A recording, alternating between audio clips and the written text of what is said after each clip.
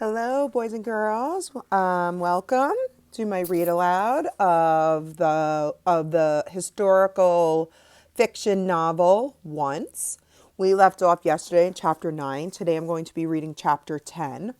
Today is May 13th and it's Wednesday.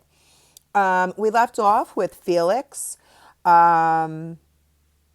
And Zelda walking to the city with a group of other people. There are a group of Jewish people, and the Nazis are yelling at this big group to keep going. People are fainting and they're very upset. They're being taken to the cities, like I said, by the Nazis, and Felix and Zelda are in that group of people.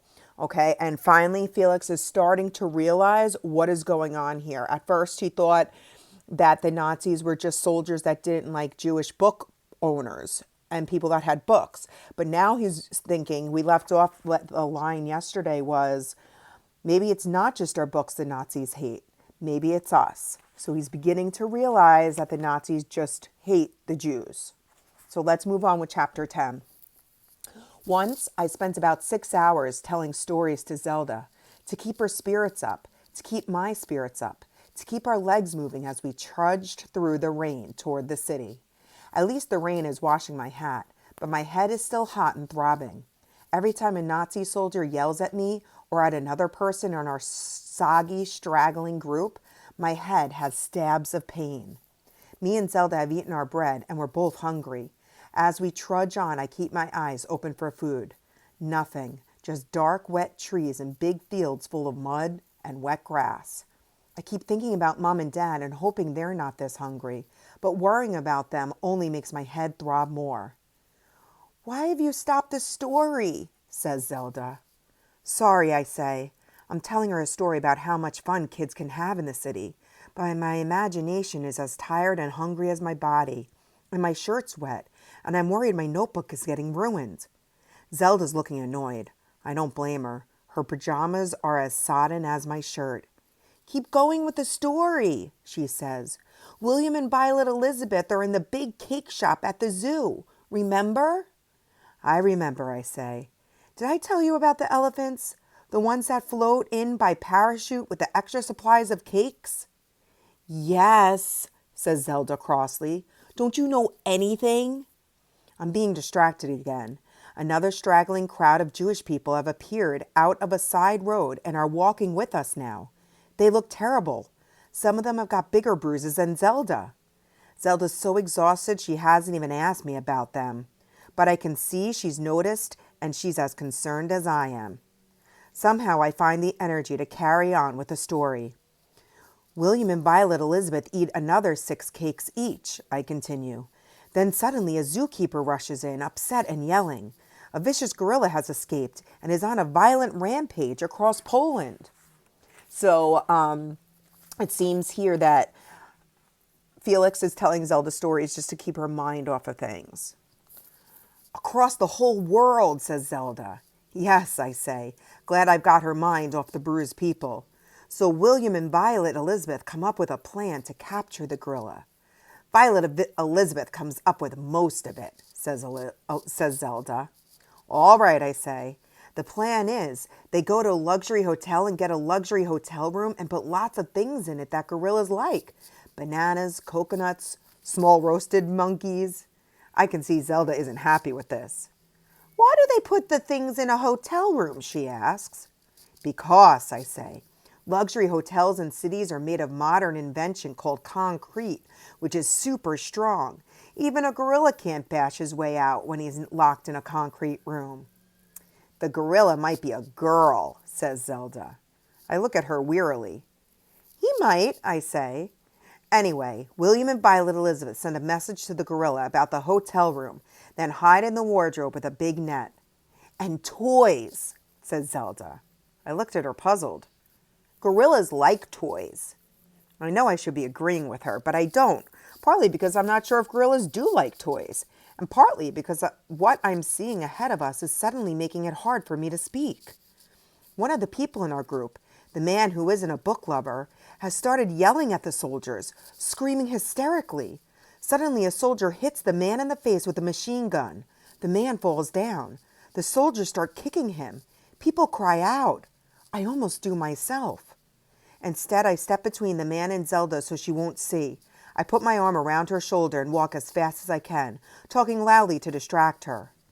William and Violet's plan is a big success, I say, because when the gorilla hears about the toys, he rampages straight to the hotel. I think it's a silly plan, says Zelda. I'm struggling to stay calm. Behind us, I can still hear the poor man grunting as the soldiers kick him. Tell me a better plan, I say. Well, says Zelda, Violet, Elizabeth, and William dig a big hole, like those people over there, and the gorilla falls into it. I look over to where Zelda is pointing. In a patch of forest near the road, a big crowd of people, 100 it looks like, are digging what looks like a huge hole. I stare, confused. It's hard to see because of the trees, but the people don't look like farm workers. Some of them look like children. Some of them look very old. Some of them look like they might be naked. And I think I see soldiers pointing guns at them. What are they doing? Says Zelda. I wait for my imagination to come up with something. It doesn't. Maybe a gorilla has really escaped, says Zelda. She puts her arm around my waist. I keep mine around her shoulders. Some of the people in our group are stopping, trying to see what's going on in the forest. The soldiers are yelling at us to keep moving. We trudge on through the rain. The gorilla has a friend, says Zelda. A kind man. He doesn't want the gorilla to be captured, so he tells the army to leave the gorilla alone, and they hit him with a gun. I look down at Zelda. I can tell from the sadness on her face that she did see the man being hit. I squeeze her tighter. That's a good story, I say. And when the man gets better, he and the gorilla go and live happily in the jungle and open a cake shop. Yeah, says Zelda quietly. She doesn't look as though she totally believes it. I don't either. So let me just review what's happening. We're not done yet. The group of Jews are walking in a big group to the city. The Nazis have guns on them. Anyone tries to holler or tries to escape, it sounds like they'll just beat them up or kill them. On the side of the road, like deeper in the forest, they also see people digging a big hole. We don't know why. The city isn't anything like it is in stories. The wide streets are dirty and the tall buildings, 5 levels high, some of them, have all got Nazi flags hanging off the balconies and out of the windows. Army trucks and tanks are parked everywhere, and lots of soldiers are standing around telling each other foreign jokes and laughing. There's no sign of a zoo, and I haven't seen a single cake shop or rag shop, and the local people are really unfriendly. Lots of them are standing on the footpaths, yelling unkind things at us as we straggle past. Dirty Jews, they shout. Stuff like that.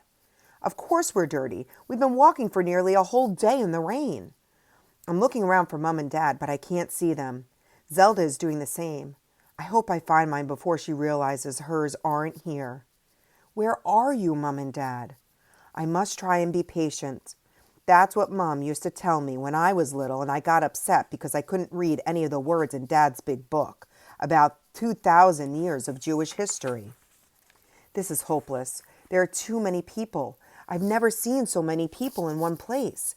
And all the Jewish people look as unhappy as us, huddled and weary in dark, damp coats and blankets, trying to ignore the rude things the city people are shouting at us.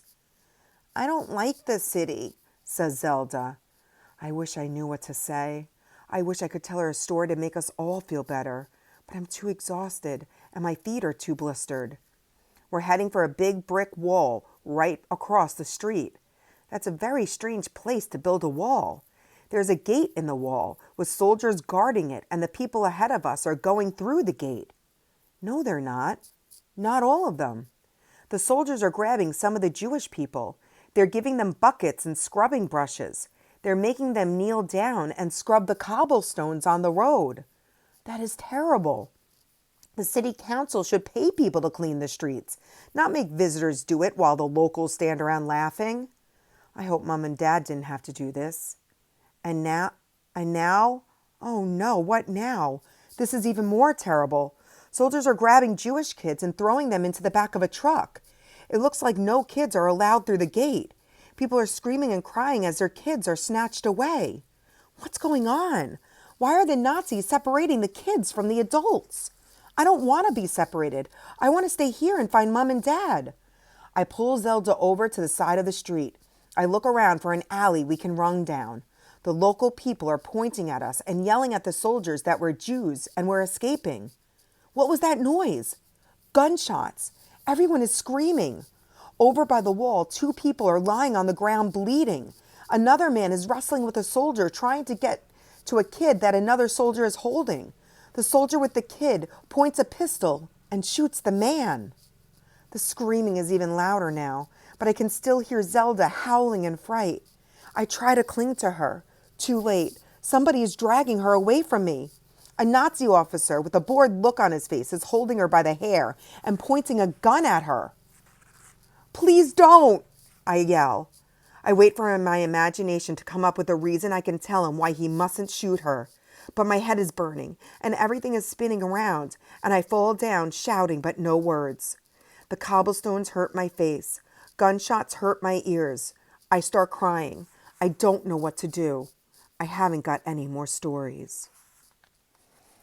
All right, so that's the end of chapter 10. They're in the city and they're seeing horrible things, okay? And there's some type of big wall with a gate and they're only letting certain people through. What's behind this wall? What's through that gate? I don't know. And kids are not allowed through there. They're grabbing the kids and separating them from their parents. And we just ended with chapter 10 with a Nazi has Zelda by the head with a gun pointed at her head.